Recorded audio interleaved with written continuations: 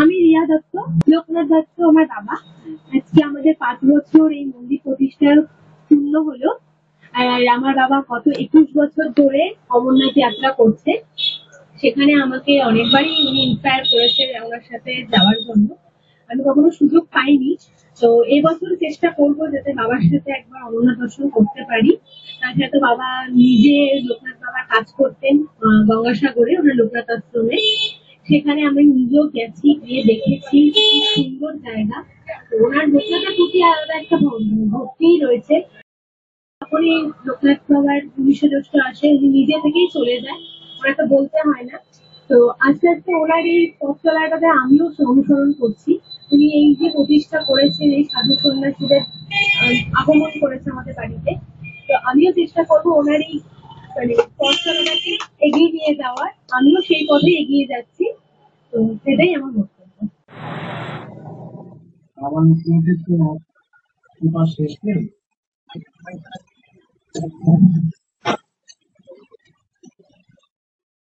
এই বাবা লোকনাথ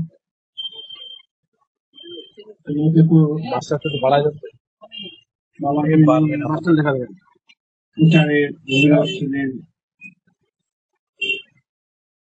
আমার দাদু মহাশয়। পরিপূর্ণভাবে মানুষের মনে, ভক্তদের মনে মিলিয়ে দিয়েছেন। তিনি নেই, এই যে এত প্রচার, এত মানুষের মনে, ভক্তদের মনে যে ওরা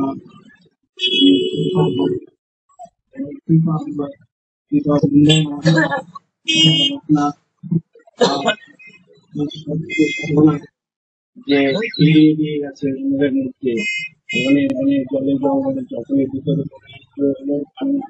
এই পানিকে সকলের মনে, ভক্তদের মনে দিয়েছেন। এতে ভক্তরা যখনই তার মনে চিন্তা ভাবনা যদি ভালো থাকে তাহলে সে যথেষ্ট করি মানুষ তার মধ্যে যেমন একটা মানুষকে ভগবান সৃষ্টি করেছে, তার সমস্ত কিছু আমাদের মধ্যে দিয়েছেন, কিন্তু আমরা সেগুলো সঠিকভাবে যদি আমরা চিন্তা ভাবনা করি তাহলে আমাদের মানুষত্ব, বোধ, জ্ঞান এগুলো আপনি থেকেই তার ভেতর থেকে বেরিয়ে আসে। যদি আমাদের চিন্তা ভাবনা খারাপ থাকে তাহলে কি সেগুলো আসবে না। কারণ যে আমাদের অর্থাৎ যে মানুষ, আমরা মানুষকে ভালোবাসতে শিখেছি, এই ভালোবাসাটাই আমাদের মধ্যে সবকিছু। মানুষকে কখনো ঘৃণা করতে না, মানুষের মন খারাপ হতে পারে, মানুষের চরিত্র খারাপ হতে পারে, কিন্তু মানুষ তো সেই মানুষই। এই ভাবনাটা নিয়েই আমাদেরকে মানুষত্ব রাখতে হবে। এই বলে আমি আমার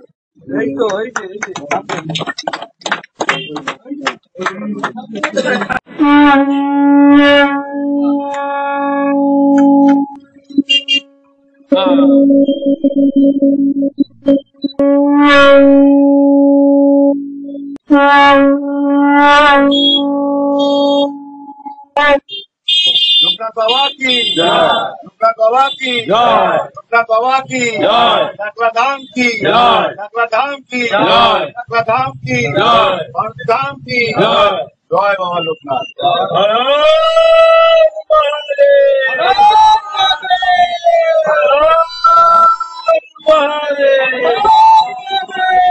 মন্দির পৌঁছাতে পারেন এবং তাকে সেই লোকনাথ বাবা তাকে বরণ করে নিচ্ছেন। লোকনাথ মহাশয় যে লোকনাথ মহাশয় নবকুমার দাসকে বরণ করে নিচ্ছেন, তাকে উত্তরী এবং মাল্যদান দিয়ে আমরা তাকে সবাই তাকে করধ্বনির মাধ্যমে তাকে স্বাগত জানাই। জয় লোকনাথ বাবা কি জয়, জয় লোকনাথ বাবা কি জয়, জয় লোকনাথ বাবা কি জয়। হর হর মহাদেব, হর মহাদেব, হর মহাদেব, হর মহাদেব, হর মহাদেব।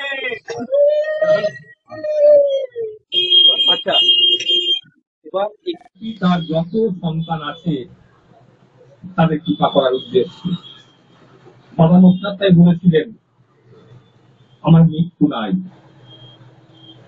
আমি সদা জাগ্রত, আমি ছিলাম, আমি আছি, আমি থাকবো। তো যখনই আমাকে স্মরণ করবি, আমার কৃপা থেকে বঞ্চিত হবি না। বাবা বলেছেন, আমার সন্তানদের পৃথিবীতে এমন কোন অশুভ শক্তি নেই যে তাদের কেউ ক্ষতি করে। আমি আজকে আর দীর্ঘায়িত কেউ বক্তব্য রাখবো না। আমাদের সেই মহানাম প্রচারক বাবা লোকনাথের চরণের দাস নবকুমার দাস এখানে উপস্থিত আছেন, তার মুখে শুনবো। তারপরে অনেক সাধু মহারাজ এখানে এসছেন, তাদের মুখে বক্তব্য শুনবো। জয় বাবা লোকনাথ, জয় বাবা লোকনাথ, জয় বাবা লোকনাথ। কৃপা করো প্রভু, যেখানে আজকে তোমার এই অনুষ্ঠান হচ্ছে, যে গৃহে তুমি আজকে আমন্ত্রিত, তুমি আমাদের অনুষ্ঠানে রক্ষা করো। জয় ঠাকুর, জয় ঠাকুর, জয় ঠাকুর।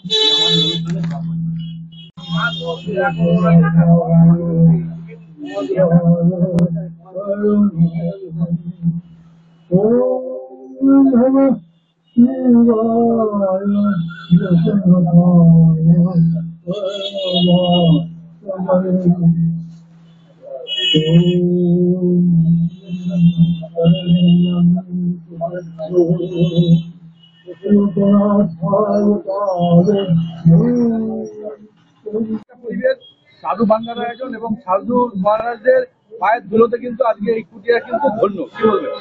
আজকে সবচেয়ে বড় আনন্দ, আজকে আমরা এখানে আজকে এসেছি এই নন্দননগর বাজারে। আজকে আমরা এসেছি যে বাবার রাস্তার উপরে যে লোকনাথ মন্দিরের, এই রাস্তার উপরে বাবা লোকনাথ মন্দিরে যে আজকে যেভাবে বাবা বসে আছেন, আজকে আমাদের আমরা বিভিন্ন মন্দিরে আমরা সবসময় যাই এবং আমার সঙ্গে